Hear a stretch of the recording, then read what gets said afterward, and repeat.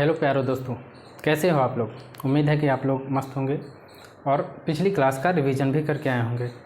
तो पिछली क्लास में हमने पढ़ा था अभाज्य संख्याएं तक, जिसमें हम पूर्ण संख्याएं, परिमेय संख्याएं, वास्तविक संख्याएं इस प्रकार से हम पढ़े थे। तो आज हम उससे आगे का देखते हैं, ठीक है। तो आज हम देखेंगे कि अभाज्य संख्याओं में क्या क्या पूछा जा सकता है। कुछ क्वेश्चन जैसे कि सबसे छोटी अभाज्य संख्या, तो हमसे पूछा जाता है सबसे छोटी अभाज्य संख्या। तो सबसे छोटी अभाज्य संख्या क्या होगी?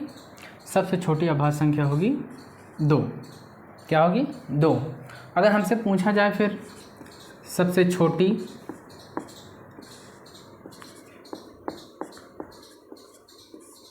विषम अभाज्य संख्या, सबसे छोटी विषम अभाज्य संख्या, तो सबसे छोटी विषम अभाज्य संख्या होगी 3। सबसे छोटी विषम अभाज्य संख्या क्या होगी? 3। और हमसे अगर पूछा जाए कि सबसे छोटी भाज्य संख्या, सबसे छोटी भाज्य संख्या, तो सबसे छोटी भाज्य संख्या क्या होगी? सबसे छोटी भाज्य संख्या होगी 4। और यही अगर हमसे पूछा जाए कि सबसे छोटी विषम अभाज्य संख्या, सबसे छोटी विषम अभाज्य संख्या, तो सबसे छोटी विषम अभाज्य संख्या क्या होगी? 9। सबसे छोटी विषम अभाज्य संख्या क्या होगी? 9। और हमसे पूछा जाता है कि एक क्या है। क्या पूछा जाता है? एक क्या है। तो आपको पता होना चाहिए कि एक ना तो भाज्य संख्या है, ना तो भाज्य है, और ना ही अभाज्य संख्या है, ना ही अभाज्य संख्या है, ठीक है। एक ना तो भाज्य संख्या है और ना ही अभाज्य संख्या है, ठीक है। तो आप लोग ये लिख लीजिए, फिर इसको हम रफ करके आगे का देखते हैं। तो अब हम देखते हैं सह अभाज्य संख्या। क्या? सह अभाज्य संख्या। सह अभाज्य संख्या, सह अभाज्य संख्या। तो सह अभाज्य संख्या क्या होती है? तो जिन दो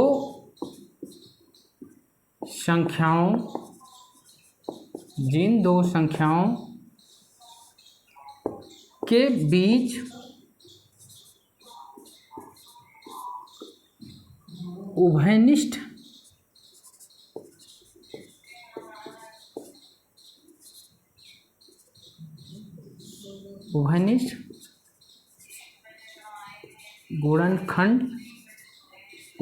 गुणनखंड एक हो, मतलब जो संख्याएं एक के अलावा किसी अन्य संख्या से दोनों संख्याएं ना कटे, उन्हें क्या बोलते हैं? सह अभाज्य संख्या। मतलब जिन दो अभाज्य संख्याओं के बीच उभयनिष्ठ गुणनखंड एक हो। जैसे उदाहरण के तौर पे हम एग्जाम्पल के तौर पे लेते हैं, जैसे 2, 3।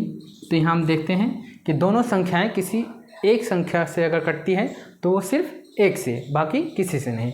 जैसे हम लेंगे 5, 26 या 75,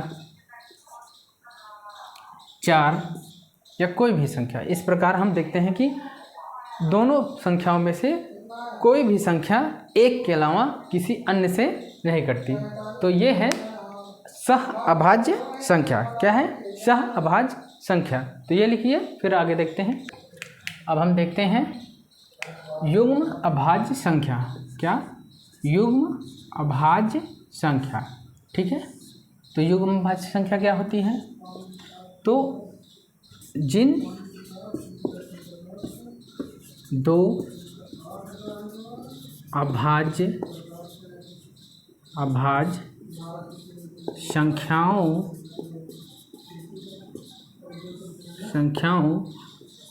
के मध्य एक भाज्य संख्या हो।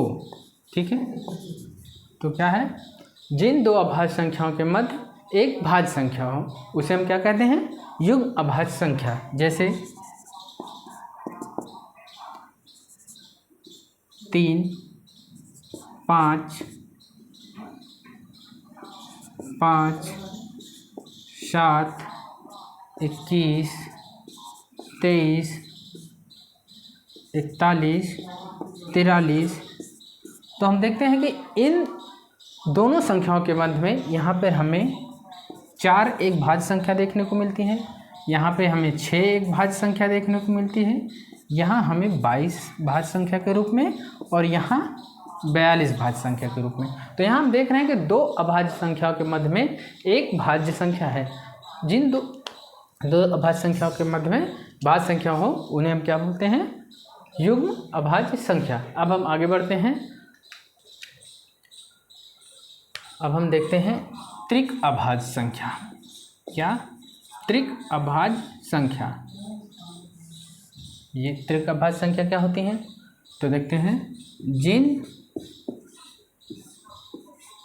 3 लगातार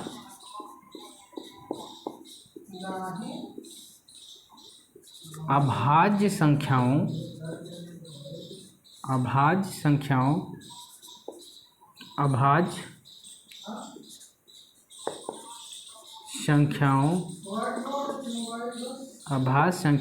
के समुच्चय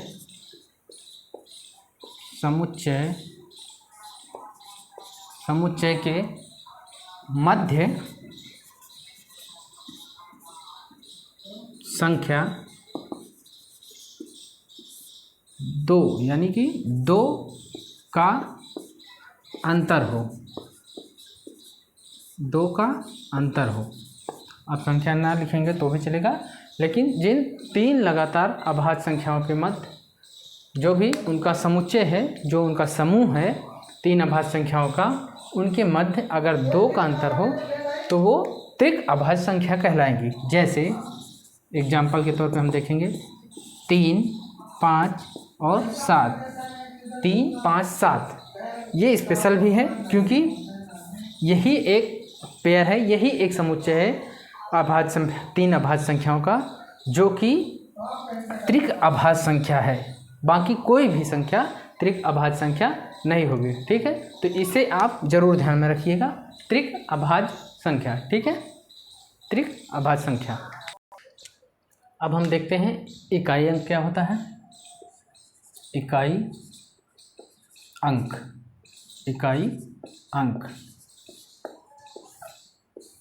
जब हम कोई भी संख्या लिखते हैं, जैसे कि 2432, जब हम किसी संख्या को लिखते हैं तो उसमें दाईं ओर से यानी कि इस साइड से, राइट साइड से जो पहला अंक हमें दिखता है, राइट साइड से जो पहला अंक दिखता है वो क्या है, इकाई अंक कहलाता है। ठीक है, क्या है, इकाई अंक। तो आइए हम देखते हैं कि हम इकाई अंक को आसानी से कैसे निकालेंगे। ठीक है, तो पहले हम देखेंगे 0, 1, 5 और 6, यानी कि जिन संख्याओं के लास्ट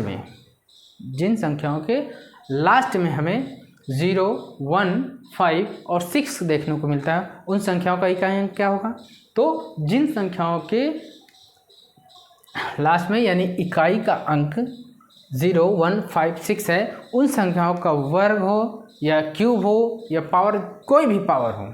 ठीक है, इन संख्याओं का कोई भी पावर हो तो उसका इकाई अंक सेम ही रहेगा। सेम ही मतलब अगर 1 का कोई भी पावर रखो तो उसका इकाई अंक 1 ही होगा। ठीक उसी प्रकार से 5 का भी कोई भी पावर रखो तो उसका भी इकाई अंक 5 ही होगा। और उसी प्रकार 6 का भी इकाई अंक 6 ही होगा। जैसे हम एग्जाम्पल के तौर पर देखते हैं, अगर हम 631 का कोई भी पावर करते हैं, चाहे जो पावर, मान लो हम 532 पावर कर देते हैं, तो इसका हम इकाई अंक क्या देखेंगे, एक ही हमें को देखने को मिलता है। जैसे कि हम इसका इकाई अंक देखते हैं कैसे निकालते हैं। हम 532 को 4 से डिवाइड करेंगे तो हमें कितना रिमाइंडर मिलता है हम ये देखेंगे, ठीक है। तो हमें कितना, यहाँ 4 से काटे तो यहाँ बचा 13, फिर 1 12, फिर ये पूरी तरह से कट गया तो हमें 0 रिमाइंडर मिला, ठीक है। क्या मिला, 0। तो 0 रिमाइंडर जब होता है तो हम इसको 4 मानते हैं, ठीक है। जब 0 रिमाइंडर होता है तो हम पावर को 4 मान लेते हैं। तो हमें क्या देखने को मिला, 3631 की पावर 4। हमने क्या बताया कि दाएं ओर से जो पहला अंक दिखता है वो इकाई का अंक है, यानी यहाँ पर हमें एक इकाई का अंक है। तो हमें इकाई का अंक ज्ञात करने के लिए हमें 1 का पावर 4 देखना पड़ेगा। तो हम देखते हैं 1 को अगर हम 4 बार मल्टीपल करते हैं तो हमें इसका आंसर 1 के रूप में ही मिलता है। मतलब कि हम 1 का कितना भी पावर करेंगे तो हमें उसका इकाई अंक 1 ही मिलेगा। ठीक इसी प्रकार अगर हम 255 का पावर, मान लो हम 378 या 375 ही करते हैं, चलो तो देखते हैं इसका इकाई का अंक क्या होगा। तो अब हम फिर से इस पावर को 4 से डिवाइड करेंगे, ठीक है। 4 से डिवाइड अगर हम इस पावर को करेंगे तो ये कितना रिमाइंडर छोड़ेगा, 36 से ये और 1 ये 15 हो गया, तो 4 ये 12 और 3 15, यानी कि हमें पावर रिमाइंडर के रूप में 3 देखने को मिलेगा। तो हमें इसकी पावर क्या मिलेगी, 255 की पावर 3, ठीक है, 255 की पावर 3। तो अब हम, क्योंकि इकाई का अंक 5 है और इसी का जो क्यूब हमें निकालना है तो उसमें हमें इकाई का अंक मिल जाएगा। तो हम 5 को 3 बार अगर मल्टीपल करते हैं तो हमें मिलता है 125, जिसमें हमें देखने को मिला इकाई का अंक क्या है, 5। तो हम देख रहे हैं कि 1 5 6 कोई भी संख्या अगर हम इस प्रकार से जब इकाई का अंक देखते हैं तो सेम ही संख्या देखने को मिलती है, ठीक है। तो ये आप देखिए, फिर हम आगे का देखते हैं कि आगे क्या होगा। आइए हम देखते हैं अब 3 अगर इकाई अंक 3 हो तब हमें क्या मिलता है, ठीक है। 3 हो तब हमें क्या मिलता है, मान लो कि हम 3 की पावर 4 करते हैं, ठीक है।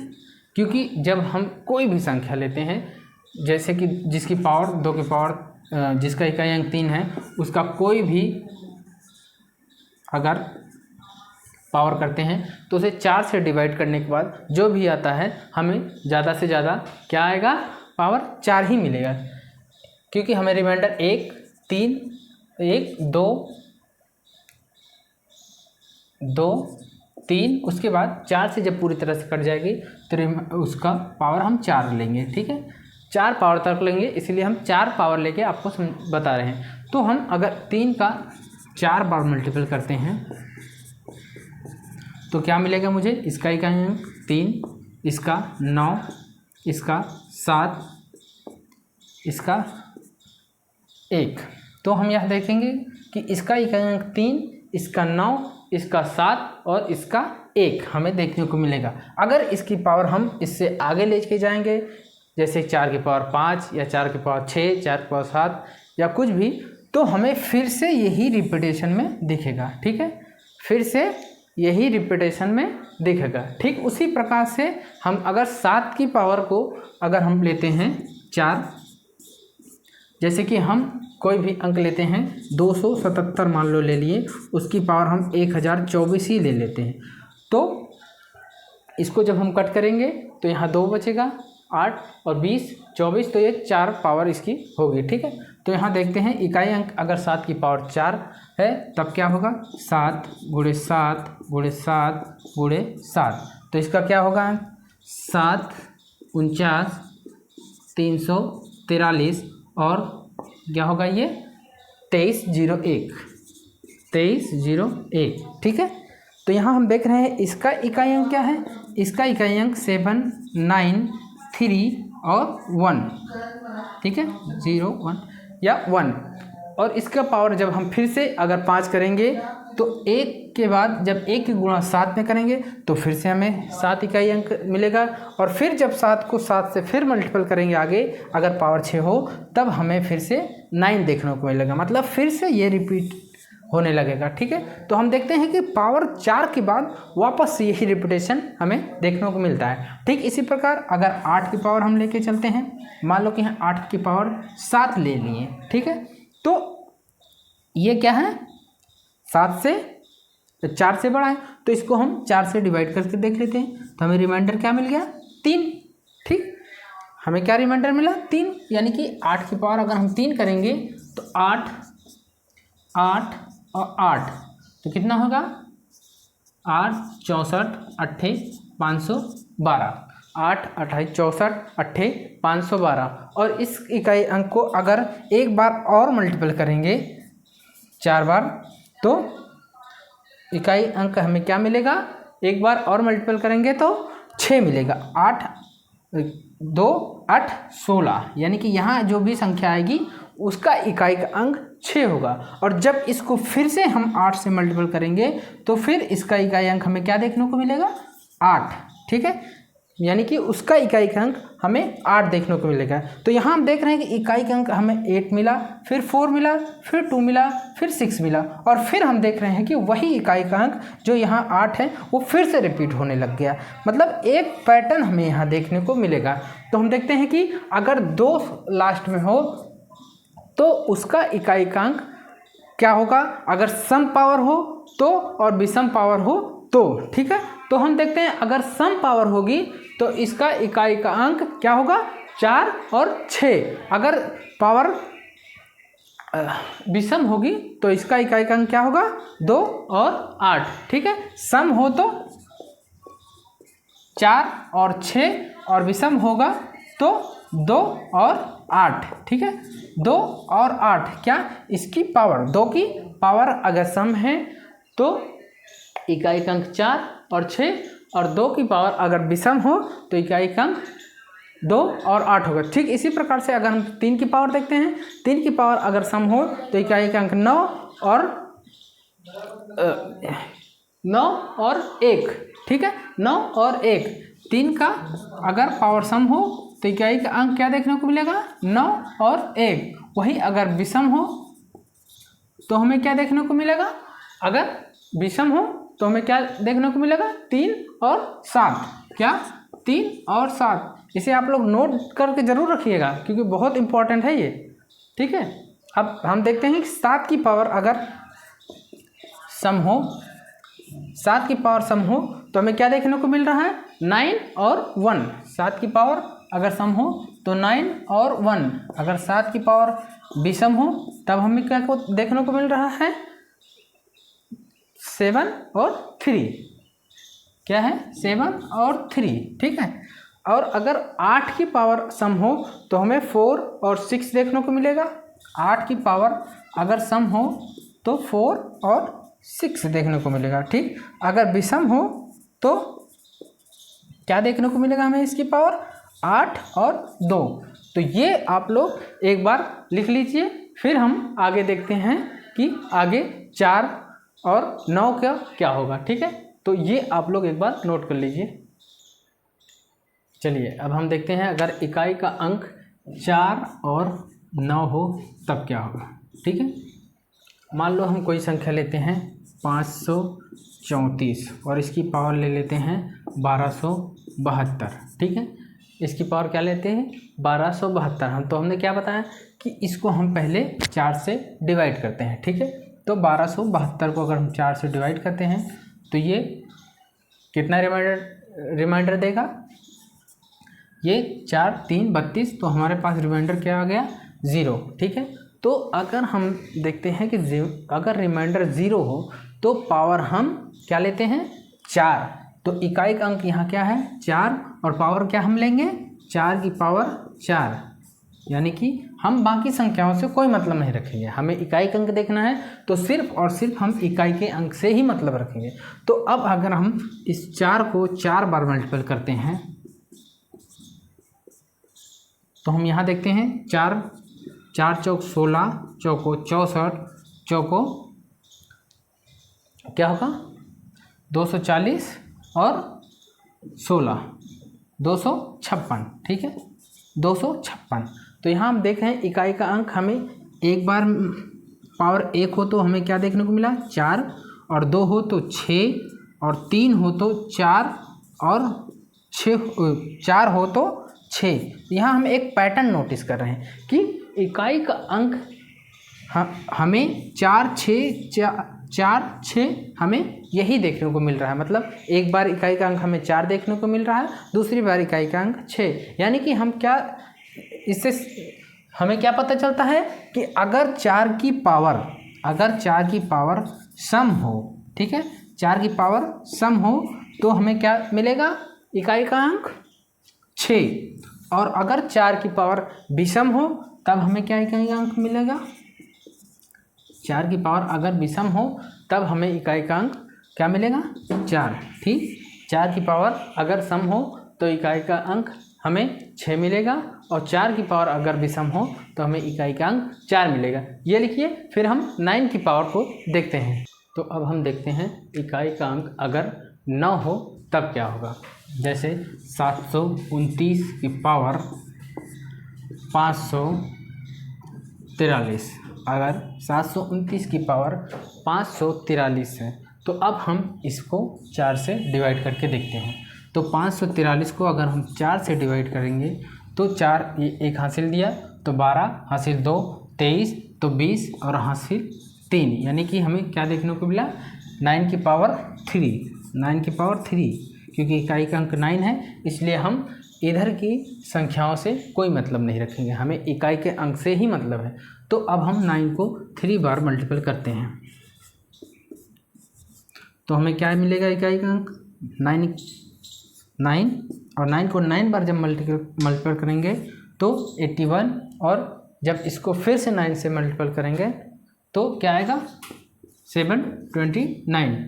और अगर इसकी पावर अगर एक बार और अगर मल्टीपल कर लेंगे, जैसे कि एक बार और हम 9 को मल्टीपल करेंगे तो इसकी पावर हमें जो मिलेगा आखिरी में जो भी शब्द हमें देखने को मिलेगा उसके आखिरी में हमें एक पावर इकाई का अंक हमें 1 देखने को मिलेगी। तो हम यहाँ भी देख रहे हैं कि यहाँ 9 मिला, और यहाँ हमें 1 मिला, और यहाँ हमें 9 फिर से मिला, और यहाँ हमें फिर से 1 मिला। तो यहाँ हम क्या देख रहे हैं कि अगर पावर सम है, क्या है अगर पावर सम है तो हमें इकाई का अंक क्या देखने को मिल रहा है 1, क्या 1। और अगर पावर विषम है तो हमें क्या देखने को मिल रहा है 9, क्या 9।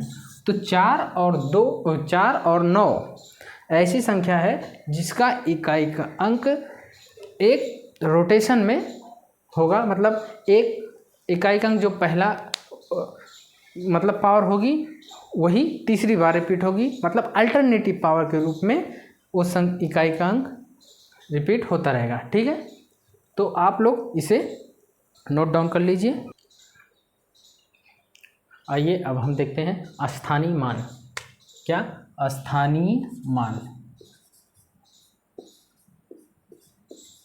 स्थानीय मान बचपन में हम सभी लोग पढ़े ही होंगे लगभग।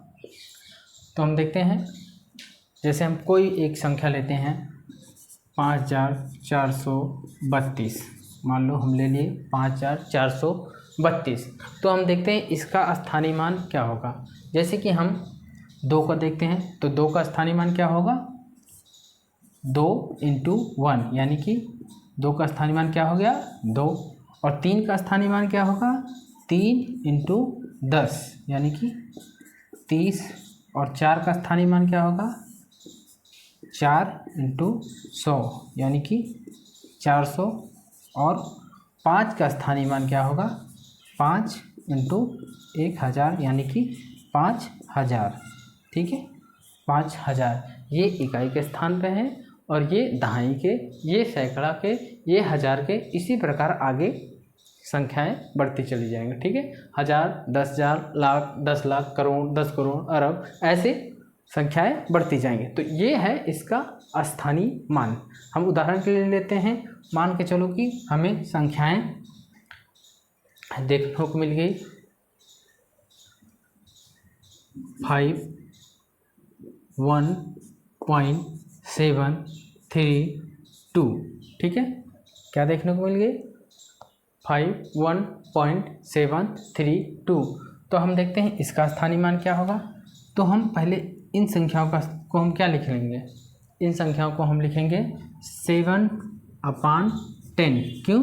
क्योंकि पॉइंट के एक अंक बाद है, तो यानी दहाई के अंक के स्थान पर है, पॉइंट के बाद। और इसको हम क्या लिख लेंगे 3/100, यानी 3/100। और इसको क्या लिखेंगे 2/1000, क्योंकि हम इधर से अब गिनेंगे इकाई का अंक, इकाई, दहाई, सैकड़ा, हम इस तरफ से गिनेंगे। ठीक है, और इसका मान क्या होगा 1 × 1, और इसका क्या होगा 5 × 10। ठीक है, तो हमें यहाँ क्या मिल गया, इसका स्थानीय मान 50, इसका हमें 50 मिला, इसका हमें 1 मिला, और इसका हमें क्या मिला 0.7, क्या मिला 0.7, और इसका हमें क्या मिला 0.03, क्या मिला 0.03। ठीक है, और इसका क्या हो गया 0.002, क्या हो गया 0.002। तो ये है इसका स्थानीय मान, और ये पॉइंट में अगर संख्या दी गई हो तो उसका स्थानीय मान। ठीक है, ये नॉर्मल संख्याओं के, और ये हैं दशमलव संख्याओं के स्थानीय मान। ठीक है, आइए अब हम देखते हैं जातीय मान। क्या जातीय मान, जातीय मान, जातीय मान क्या होता है।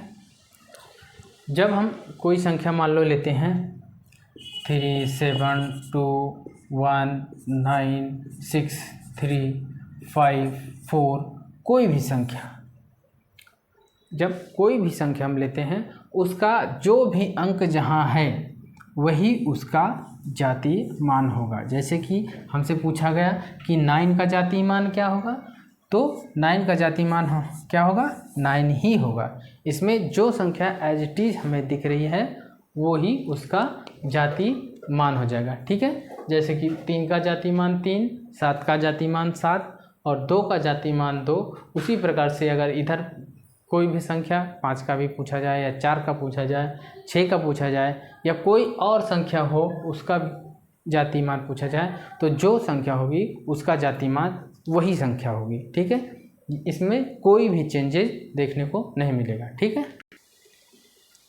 अब हम देखते हैं विभाजकता के नियम। ठीक है, विभाजकता के नियम। ठीक है, विभाजकता के नियम। सबसे पहले हम देखेंगे 2 से कौन कौन सी संख्याएं विभाज्य होंगी। 2 से विभाज्य, 2 से विभाज्य। ठीक है, तो जिन भी संख्याओं के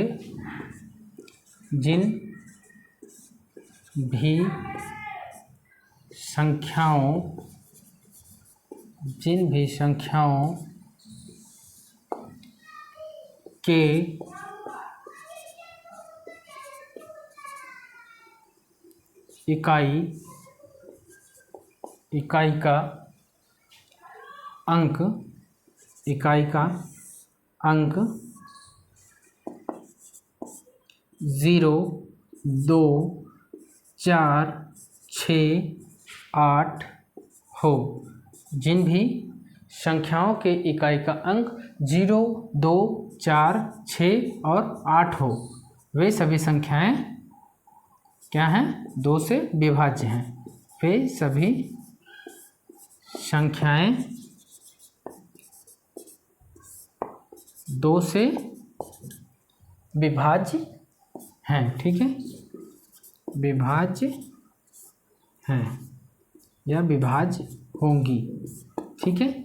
जैसे एग्जाम्पल के तौर पे हम अगर लेते हैं, जैसे 5700 अगर लेंगे तो देखते हैं यहाँ इकाई अंक 0 हमें देखने को मिल रहा है, तो ये संख्या 2 से पूरी तरह से विभाज्य है। उसी प्रकार अगर 7432 देखते हैं, ये भी 2 से विभाज्य है।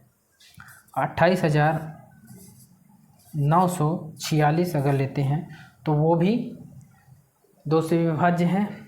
और 14544 अगर लेंगे तो ये संख्या भी 2 से विभाज्य है। और मान लो हम 528 कोई संख्या ले लेते हैं तो ये संख्या भी 2 से विभाज्य है। यानी कि जिन संख्याओं का इकाई अंक 2, 4, 2, 0, 4, 6, 8 हो, वो सभी संख्याएं 2 से विभाज्य हैं, ठीक है। जिन संख्याओं के इकाई अंक 0, 2, 4, 6 और 8 हो, वो सभी संख्याएं 2 से विभाज्य हैं। तो ये लिखिए। अब हम देखते हैं 4 से विभाज्य संख्याएं। तो जिन भी संख्याओं के अंतिम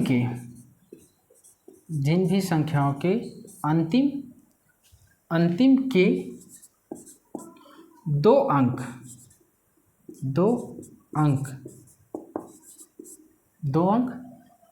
4 से विभाज्य हो, ठीक है। इसको हम रफ कर लेते हैं पहले, थोड़ा और साफ कर लेते हैं।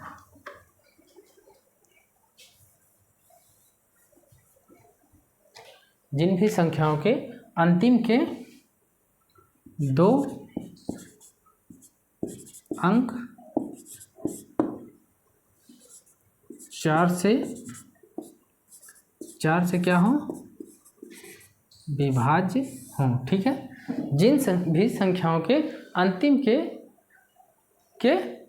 2 अंक 4 से विभाज्य हो, वे सभी संख्याएं कितने से 4 से विभाज्य हैं, ठीक है। वो सभी संख्याएं 4 से विभाज्य होंगी। जैसे एग्जाम्पल के तौर पे 544, ठीक है, 18632,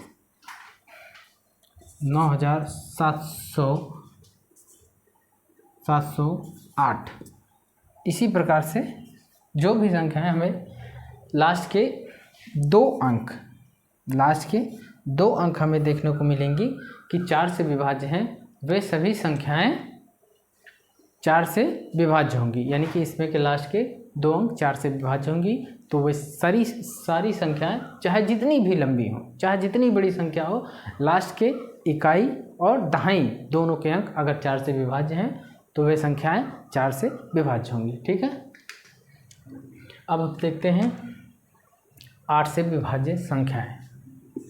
8 से विभाज्य संख्याएं, तो जिन भी संख्याओं के अंतिम के 3 अंक, कितने, अंतिम के 3 अंक, कितने, 3 अंक 8 से विभाज्य हों, कितने, अंतिम के 3 अंक 8 से विभाज्य हैं, वे सभी संख्याएं 8 से पूरी तरह से विभाज्य होंगी, ठीक है।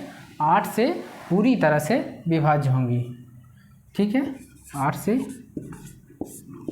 पूरी तरह से विभाज्य होंगी। जैसे 4032, ठीक है।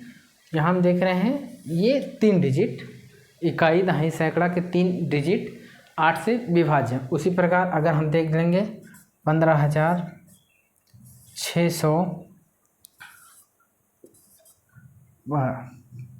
1,56,800, अगर 848, ठीक है, कितना, 1,56,848। यह संख्या भी हमें देखने को मिल रही है कि ये 8 से विभाज्य है। यानी कि लास्ट के 3 अंक, इकाई दहाई सैकड़ा, लास्ट के 3 अंक अगर 8 से विभाज्य हैं तो वे संख्याएं 8 से पूरी तरह से विभाज्य होंगी। ठीक है, तो इसी प्रकार से अगर 16 से विभाज्य संख्याएं हमें देखनी होंगी तो लास्ट के 4 अंक तक हम देखेंगे। लास्ट के 4 अंक अगर 16 से विभाज्य हैं तो वह संख्या पूरी तरह से 16 से विभाज्य होंगी। उसी प्रकार से अगर हम 32 का देखेंगे तो लास्ट के 5 अंक 32 से विभाज्य होने चाहिए। अगर 64 देखेंगे तो लास्ट के 6 अंक 64 से विभाज्य होने चाहिए। इसी प्रकार से 2, 4, 8, 16, 32 इस सब के विभाजकता के नियम चलते हैं। ठीक है, तो ये आप लोग लिखिए, तो फिर हम आगे और देखते हैं, फिर बताते हैं। आइए देखते हैं 3 और 9 के विभाजकता के नियम। 3 और 9 के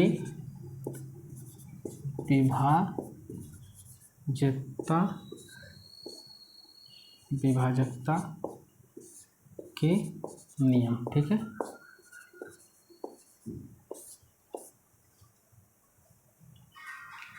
यदि दी गई किसी भी संख्या के सभी अंकों का योग, यदि दी गई किसी भी संख्या के सभी अंकों का योग 3 और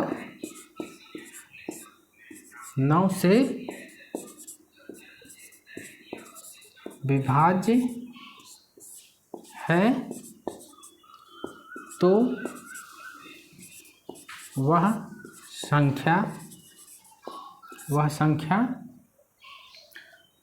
3 और 9 से पूरी तरह विभाजित होगी। ठीक है, पूरी तरह विभाजित होगी। ठीक है, जैसे एग्जाम्पल के तौर पे 3, 7, 5, 4, 2, तो ये संख्या हम देख रहे हैं 3, 7, 5, 4, 2, तो इसका योग क्या हो रहा है 7, 3, 10, 5, 15, 4, 19 और 2, 21। तो यह संख्या किससे विभाज्य है? यह संख्या 3 से पूरी तरह से विभाज्य है। ठीक, उसी प्रकार से अगर हम 9 के लिए लेते हैं तो कोई संख्या 6, 6, 3, 4, 7, 2,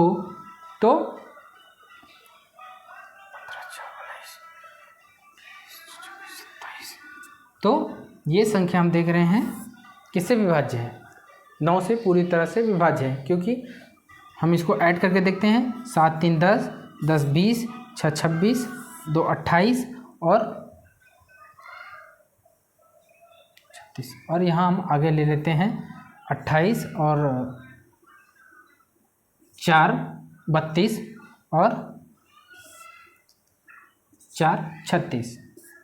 तो ये संख्या क्या है 9 से पूरी तरह से विभाज्य होगी, क्योंकि इसका योग 9 से पूरी तरह से विभाज्य है।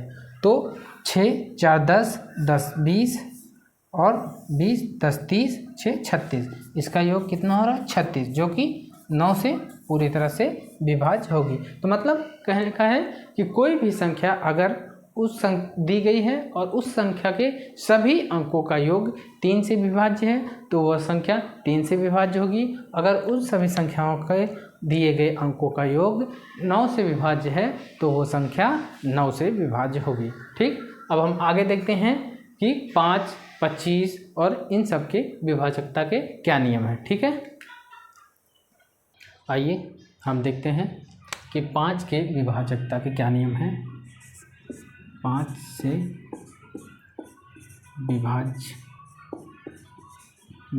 विभाजकता के नियम। 5 से विभाजकता के नियम। ठीक है, यदि किसी भी संख्या के यदि किसी भी संख्या के इकाई का अंक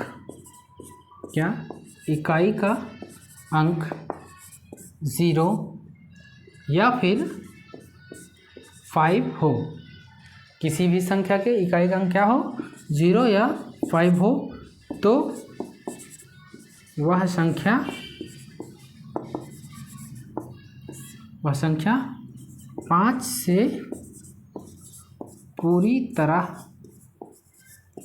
विभाज्य होगी। ठीक है, जैसे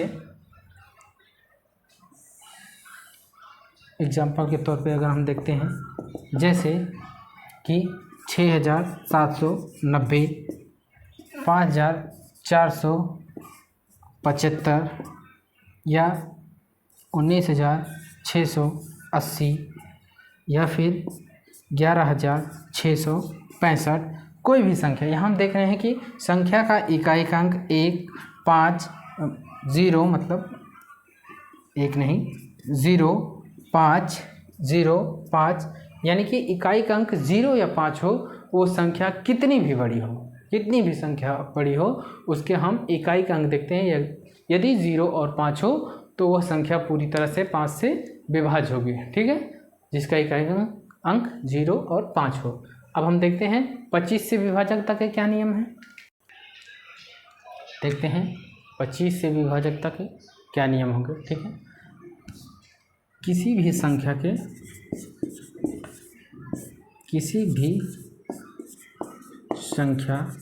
के अंतिम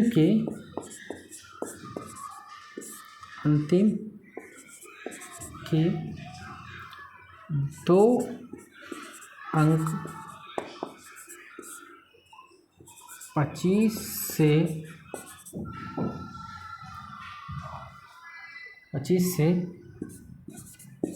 विभाज्य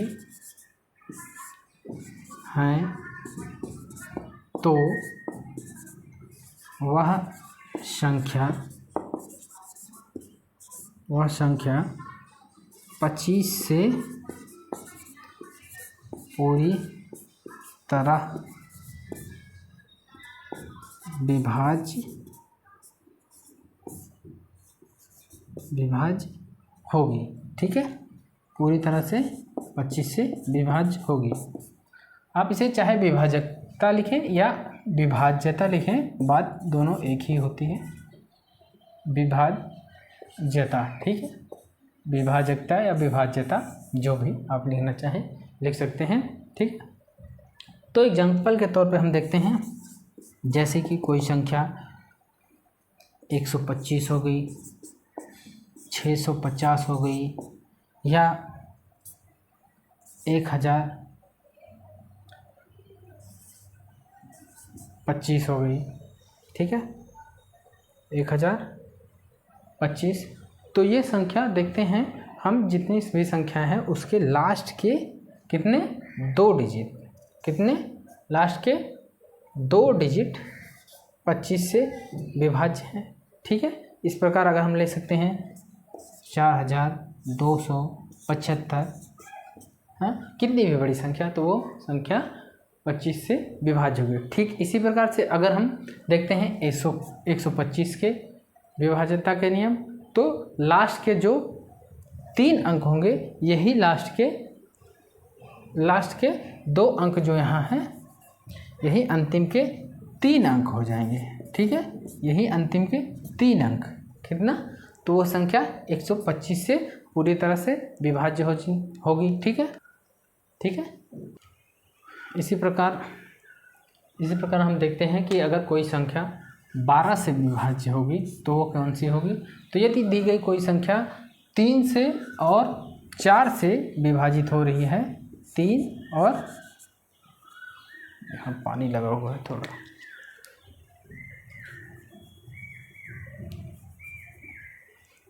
तो वो संख्या किससे, 3 से और 4 से, 3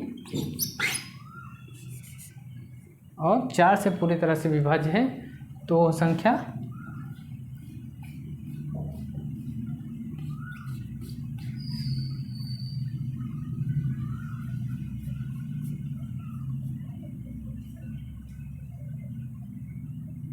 एक्चुअली इकाई का अंक नहीं, अंतिम का 2 अंक और अंतिम 2 अंक, ठीक है। तो वो संख्या 3 और 4 से विभाज्य है। दी गई संख्या के अंकों का योग 3 से विभाजित हो और अंतिम 2 अंक 4 से विभाजित हो, तो वो संख्या क्या है, 12 से विभाज्य, यानी कि संख्या 3 और 4 से विभाज्य हो। जैसे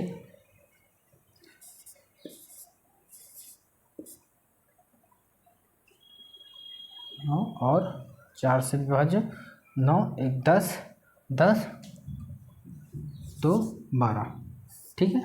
अब हम देखते हैं ये संख्या 4 3 7 2 9 3 12, यानी कि ये संख्या 3 से विभाज्य है और 4 से भी विभाज्य है, तो ये संख्या 12 से विभाज्य होगी।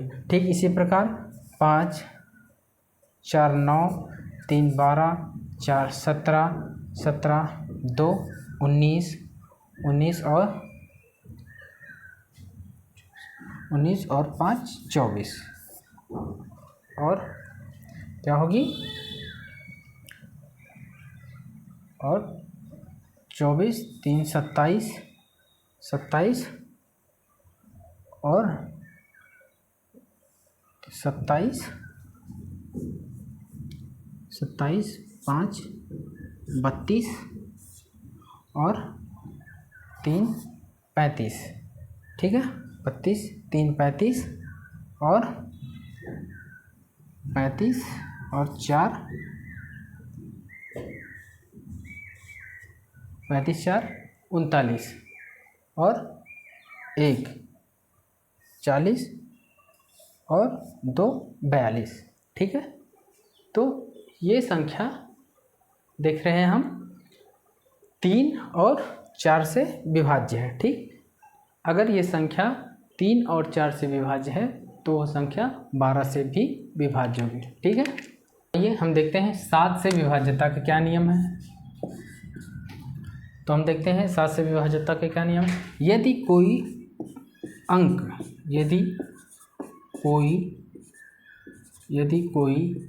अंक लगातार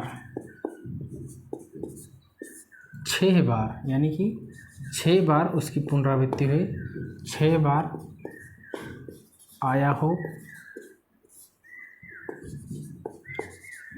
या कोई 2 अंकी संख्या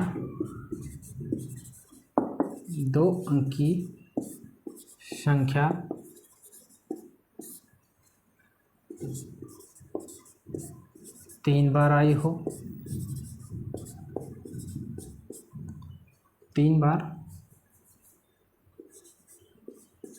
आई हो, या कोई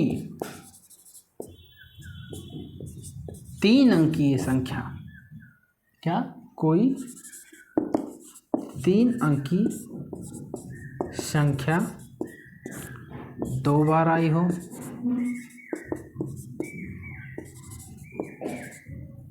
2 बार आई हो, तो वह संख्या 7 से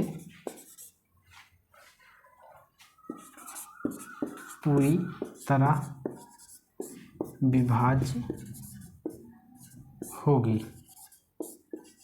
ठीक है। जैसे एग्जाम्पल के तौर पे मान लो कि कोई संख्या है 6 6 6 6 6 6, कितनी बार आई है, 6 बार। तो यह संख्या कितने 7 से पूरी तरह से विभाज्य होगी। या फिर कोई संख्या मान लो 24 है, तो 24 24 24, तो ये संख्या भी 7 से पूरी तरह से विभाज्य है। या फिर मान लो कोई संख्या हो गई 323 या 323, तो यह संख्या भी कितनी 7 से विभाज्य होगी। यानी कि संख्याओं का 3 दिन का पेयर 2 बार रिपीट हो और संख्याओं का 2 अंकी संख्याओं का पेयर 3 बार रिपीट हो, या कोई 1 अंकी संख्या 6 बार लगातार आई हो, तो वो संख्या 7 से पूरी तरह से विभाज्य है। ये लिखिए आप। तो अभी और भी है 7 की विभाज्यता के नियम, वो हम फिर बताते हैं। ठीक है, पहले आप ये लिख लीजिए, फिर हम इसको रफ कर लेते हैं। अब हम आगे देखते हैं 7 की विभाज्यता के नियम में और क्या आ सकता है। यदि कोई संख्या दी गई हो, यदि किसी दी गई संख्या के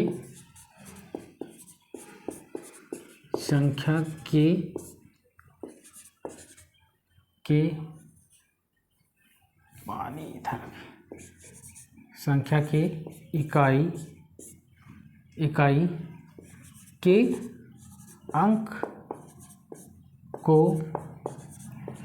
2 से गुणा करके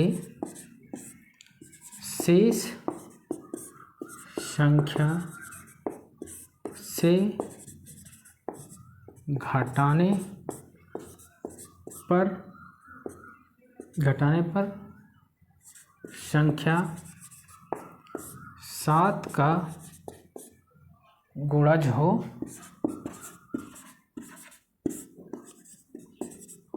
तो वह संख्या 7 से विभाज्य होगी। ठीक है, कोई संख्या दी गई है, अगर उस संख्या के इकाई के अंक को 2 से गुणा कर दिया जाए और शेष संख्या से घटा दिया जाए, तो जो संख्या आएगी वो 7 का गुणज होगी, तो वह संख्या भी पूरी तरह से 7 से विभाज्य होगी। जैसे एग्जाम्पल के तौर पे हम लेते हैं 182। ठीक है, तो 182 में हम देख रहे हैं, अगर वैसे भी हम काटें तो 7 दूनी 14 बचा 4 हासिल और 2 7 चंग 42, तो कट गई वो संख्या पूरी तरह से 7 से। और हम इस नियम के हिसाब से अगर देखें तो 182 में हम 2 को 2 से मल्टीपल कर लेंगे तो क्या आएगा हमारे पास 4, और शेष संख्या हमारे पास कितनी है 18। तो हम 18 में से अगर हम 4 को माइनस कर देंगे तो हमारे पास क्या आ गया शेष 14, जो कि 7 का गुणज है। इस प्रकार यह संख्या भी 7 से विभाज्य है। तो ये दूसरा नियम हो गया 7 से विभाजक तक के। अब हम तीसरा देखते हैं। हम देखते हैं नेक्स्ट क्या होगा। यदि कोई संख्या दी गई हो और उस संख्या के 3-3 के पेयर बना लेते हैं, और 3-3 पेयर बनाने के बाद उन संख्याओं को बड़ी संख्या से छोटी संख्या को जब घटाते हैं तो जो संख्या हमें मिलती है, अगर वो संख्या भी 7 से विभाज्य है तो वो क्या होगी 7 से पूरी तरह से विभाज्य होगी। जैसे कि एग्जाम्पल के तौर पे 732, 482 और 3। ठीक है, तो हम बाएं तरफ से बनाते हैं पेयर, 3 का पेयर और 3 का पेयर और 1। अगर ये इसका पेयर 3 का नहीं बन रहा है तो इसके आगे हम 2 0 लगा लेते हैं। ठीक है, अब हम अल्टरनेटिव संख्याओं को ऐड कर लेंगे और इस संख्या को घटा देंगे। तो कितना हुआ, इसमें हम 7 अगर ऐड कर लेंगे तो हो गया 830। ठीक, और इस संख्या में से अब हम 324 को घटा देते हैं तो कितना बचा हमारे पास 506। अब देखते हैं क्या यह संख्या 7 से विभाज्य है। तो 7 7 49 और 1 और बचा कितना हमारे पास 16। तो यह संख्या 7 से विभाज्य नहीं होगी क्योंकि यह संख्या 7 से पूरी तरह से नहीं कट रही है। ठीक है, अब हम देखते हैं दूसरा एग्जाम्पल। मान लो 432 दिया गया है और 06, 432 और 06। तो अब हम 3-3 का पेयर बना लेते हैं और इस संख्या में से इसको अब हम घटाते हैं। ठीक है, तो 206 में से 43 को घटा लेते हैं। 6 में से 3 गए 3 और 20 में से 4 गए तो 16। अब हम इसको देखते हैं क्या ये 7 से विभाज्य है। तो अगर 7 से हम इसको डिवाइड करेंगे, 7 दूनी 14 और क्या बचेगा 2 23, तो ये भी संख्या 7 से विभाज्य नहीं होगी। ठीक इसी प्रकार अगर हम तीसरी संख्या लेते हैं तो 198 और 100। ठीक है, अब हम देखते हैं इसका 3 का पेयर बना कर क्या ये संख्या 7 से विभाज्य है। तो अब हम बड़ी संख्या में से जब छोटी संख्या को माइनस करेंगे तो हमारे पास क्या बचा 98। अब हम इसको डिवाइड करके देखते हैं तो 7 × 7 बचा हमारे पास क्या 2, 7 चौक 28। तो ये देख रहे हैं ये संख्या पूरी तरह से 7 से विभाज्य है, तो ये भी संख्या 7 से विभाज्य होगी। ये सभी संख्याओं के अल्टरनेटिव पेयर का योग करके जब घटाते हैं बड़ी संख्या में से छोटी संख्या, तो उसका अंतर अगर 7 से पूरी तरह से कट जाता है तो वो संख्या भी 7 से विभाज्य है। अगर 7 से नहीं कटता है तो वो संख्या 7 से विभाज्य नहीं है। ठीक है, आइए देखते हैं 6 से विभाजकता के नियम। यदि दी गई संख्या 2 और 3 से पूरी तरह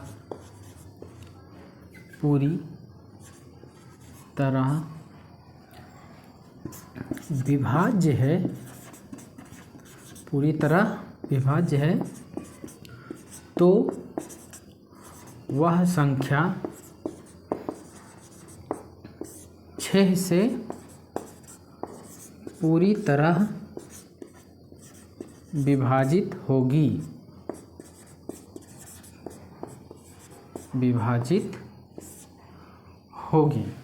ठीक है, मतलब अगर कोई संख्या है जो 2 और 3 से अगर पूरी तरह से विभाजित है तो वो संख्या क्या होगी 6 से पूरी तरह से विभाज्य होगी। ठीक है, जैसे एग्जाम्पल के तौर पर हम लेते हैं 6, 4, 5, 7, 2। तो ये संख्या हम देख रहे हैं कि 2 और 3 से पूरी तरह से विभाज्य है, जो कि 6 से भी पूरी तरह से विभाज्य होगी। तो देखते हैं दूसरी संख्या, जैसे कि 5, 7, 5, 2, 4। तो देखते हैं इसमें लास्ट का इकाई का अंक 2 से विभाज्य है, मतलब ये पूरी संख्या 2 से विभाज्य है। अब हम देखते हैं इसका जोड़ कितना होता है। तो 5, 5, 10, 10, 7, 17, 2, 19, 4, 23 और इसको हम 6 मान के चलते हैं, 1, 24।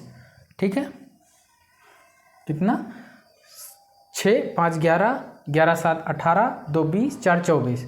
तो ये संख्या क्या है 2 और 3 से विभाज्य है, तो ये संख्या 6 से भी पूरी तरह से विभाज्य होगी। इसमें आप देखते हैं आप ये इकाई का अंक 2 पूरी तरह से 2 से विभाज्य है, इसलिए ये संख्या क्या है 6 से विभाज्य होगी। अब देखते हैं कि क्या सिर्फ 2 से ही विभाज्य है या 3 से भी है, तो इसको ऐड करते हैं 6, 4, 10, 5, 15, 15, 2, 17 और 17 और 7 कितना होगा 24। तो देखते हैं इसका योग 3 से विभाज्य है, तो यह संख्या भी क्या होगी 6 से विभाज्य होगी। कहने का मतलब यदि कोई संख्या दी गई हो, अगर वह संख्या 2 से विभाज्य हो और 3 से विभाज्य हो, तो वह संख्या 6 से भी पूरी तरह से विभाज्य होगी। ठीक है, तो ये आप लोग लिख लीजिएगा। तो चलिए आज हम इतना रखते हैं, बाकी का हम कल देखेंगे। ठीक है, तो आप लोग इसका रिवीजन करके आइएगा। नेक्स्ट क्लास में हम थोड़ा अभी डेसिमल वगैरह है वो सब देख लेंगे, फिर अगली क्लास में इसके हम क्वेश्चन करेंगे। ठीक है, तो चलिए आप लोग खुश रहिए।